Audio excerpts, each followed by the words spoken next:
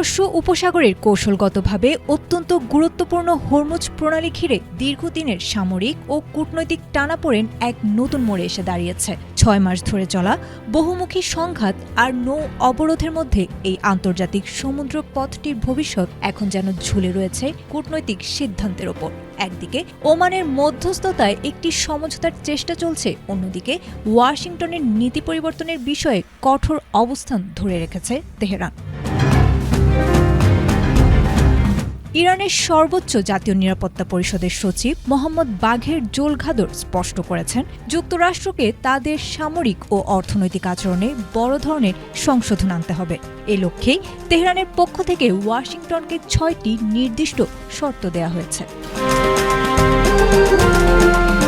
ট্রাম্পকে দেয়া ইরানের শর্তগুলো হলো সর্বোচ্চ নেতার বিরুদ্ধে হুমকি বন্ধ করা, ইরান ও আঞ্চলিক মিত্রদের ওপর সামরিক হামলা স্থায়ীভাবে স্থগিত করা, মার্কিন নৌ ও বিমান বাহিনীর নৌ অবরোধ প্রত্যাহার, সংঘাতের কারণে হওয়া ক্ষয়ক্ষতির ক্ষতিপূরণ প্রদান, ইরানের ওপর অর্পিত সমস্ত নিষেধাজ্ঞা প্রত্যাহার, বিদেশে জব্দ থাকা ইরানি অর্থ ও সম্পদ নিঃশর্তে মুক্তি দেয়া।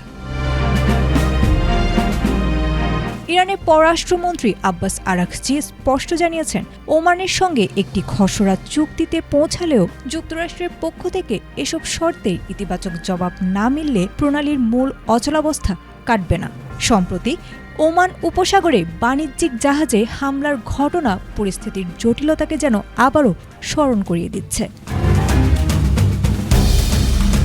এদিকে মার্কিন প্রশাসন এই শর্তগুলোর বিষয়ে আনুষ্ঠানিকভাবে প্রতিক্রিয়া না জানালেও আলোচনার কিছুটা অগ্রগতির কথা স্বীকার করেছে।